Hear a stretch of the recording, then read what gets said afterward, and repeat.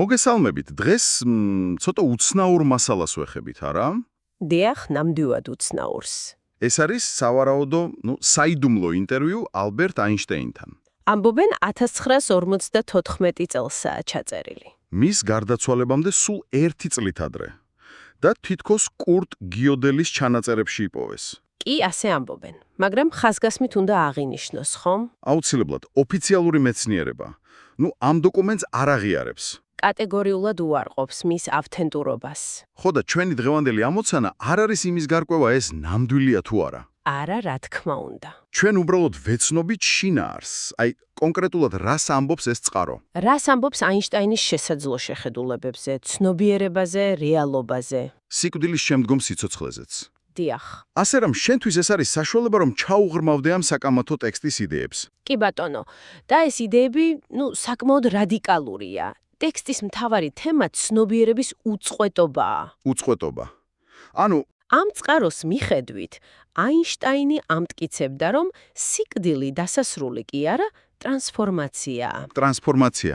და რაც მთავარია, ტექსტში წერია, რომ ეს მისთვის არა რწმენა, არამედ ფაქტი იყო. ფაქტი. ეს უკვე საინტერესოა. ტექსტი ხსნის, რატომ ფაქტი, რას ეფუძნებოდა?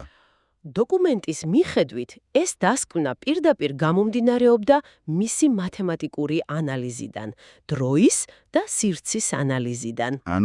ფიზიკიდან და მათემატიკიდან. დიახ. თითქოს ფიზიკის კანონები თავად მიუთითებდნენ ცნობიერების უწყვეტობაზე. გასაგებია, ტექსტში თუ არის რამე ანალოგია ამის უკეთას ახსნელად, ცოტა რთული წარმოსადგენია. კი, არის. საკმაოდ ცნობილი ანალოგიაა მოყვანილი. ცნობიერება ოკეანის ტალღას გავს. სხეული კი ამ ტალღის დროებითი ფორმაა. ხომ იცი, ტალღა რომ ნაპირს ეხეთქება და ქრება, წყალი და ენერგია ხომ რჩება. ზუსტად, ის უბრუნდება ოკეანეს. ამ ლოგიკით, სხეულის სიკვდილის მერეც ცნობიერება, ესე იგი, უბრუნდება წყაროს. ინდივიდუალობა დროებითია. ამ ტექსტის მიხედვით, კი, ერთიანი ცნობიერების გამოვლინებაა. ოკეანე და ტალღა. კარგი. და როგორ უკავშირდება ეს ფიზიკას? კვანტურ მექანიკას თუნდაც. მან ხდება საინტერესო. წყარო ამბობს, აინშტაინის აზრით პირველადი დამკვირვებელია. ცნობიერება. და არა მატერია. დიახ. სამყარო არსებობს, იმიტომ რომ მას აღიქვამენ. ტექსტში კვანტური ფიზიკის პარადოქსებიცაა ნახსენები. მაგალითად, ჩახლართულობა.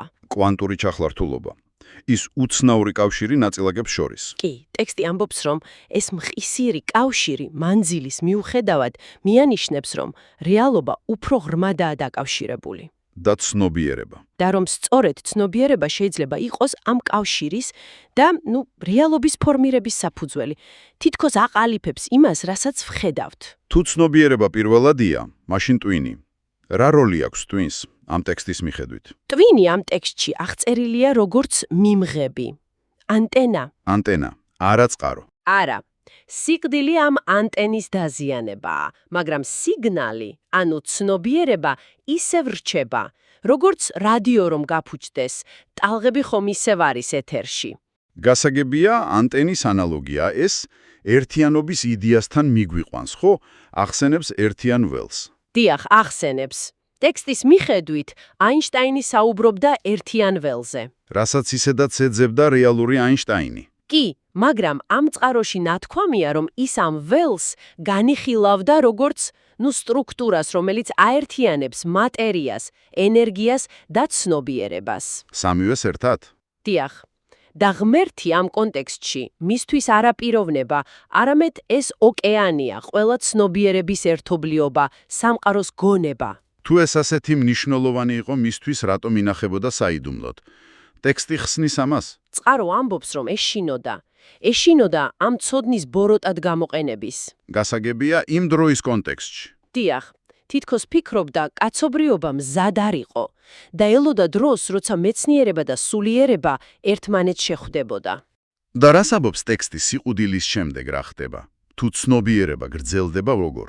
ამ დოკუმენტის მიხედვით, ეს დამოკიდებულია იმაზე, თუ როგორ იცხოვრე. რა ცნობიერების დონეს მიაღწიე. ეგოისტური ცხოვრება თითქოს რეალობის დაბალ ფენებს უკავშირდება. ხოლო ვინც ეძებდა ჭეშმარიტებას, თანაგრძნობას ავლენდა. ისინი ამაღლდებიან, უერთდებიან წყაროს. რეინკარნაცია ან რამე მსგავსი. შესაძლოა ტექსტი ამაზეც მიანიშნებს, ან განთავისუფლებაზე. საინტერესოა, მის ცნობილ ფორმულასაც ESM-ს C²-საც ახსენებს ტექსტი. როგორ? კი, ამ წყაროს თანახმად ის თვლიდა, რომ ცნობიერებაც ენერგიის ფორმაა. ამიტომ ESM-ს C² არა მხოლოდ მატერია ენერგიის კავშირს აჩვენებს, არამედ მიანიშნებს, რომ ცნობიერებაც როგორც ენერგია სიკვდილისას არ ქრება. არამედ ტრანსფორმირდება. დიახ, იცვლის ფორმას. ეს მართლაც რადიკალური ინტერპრეტაცია. გასაოცარია. მტკიცებულებებზე თუ საუბრობს ტექსტი. ახსენებს არაპირდაპირ მინიშნებებს ბავშვების მოგონებები, წარსულ ცხოვრებაზე, კლინიკური სიკვდილი, კვანტური ფენომენები. მაგრამ ტექსტი ხაზს უსხამს მთავარი აქ არა მტკიცებულობებია, არამედ იმის გაცნობიერება, რომ ჩვენს აზრებს, სიტყვებს, ქმედებებს შედეგები აქვს. ფიზიკური სიცოცხლის მიღმაც. დიახ, ანუ აქცენტი პასუხისგებლობაზე კეთდება. ესე იგი, გზავნილი უფრო ეთიკურია. კი, დიდწილად. და ბოლოს არის ერთგვარი გაფრთხილებაც, თითქოს აინშტაინის სიტყვებია. რას ამბობს?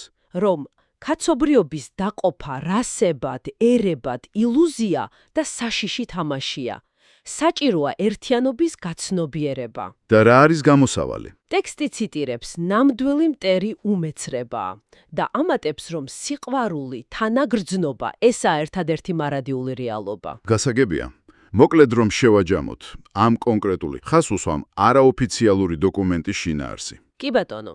ის გვიხატავს აინშტაინს, რომელსაც ჯეროდა რომ ცნობიერება ფუნდამენტურია, უკტავია. სიკვდილი კი მხოლოდ გარდაქმნა. და ეს მისთვის თითქოს ფიზიკისა და მათემატიკის ლოგიკური შედეგი იყო, არა მისტიკა. ზუსტად. და კიდევ ერთხელ, ეს მხოლოდ ამ ერთი სადავო წყაროს პერსპექტივაა. დიახ, ეს მნიშვნელოვანია. და ბოლოს, შენთვის ჩვენო მსმენელო, ერთი კითხვა დავსვათ დასაფიქრებლად. ამ ტექსტის მიხედვით, აინშტაინი თითქოს მოგვიწოდებს ფოკუსირება გავაკეთოთ იმაზე, თუ როგორ ვცხოვრობთ სიკვდილამდე. ხაზს უსვამს ურთიერთკავშირს, პასუხისმგებლობას, სიყვარულს. ხო და რას ცulis შენთვის იმის წარმოდგენა, რომ ცნობიერება და ჩვენი კავშირი სხვებთან, როგორც ამ წყაროში წერია, შესაძლოა მართლაც გრძელდება ფიზიკური სხეულის მიღმა.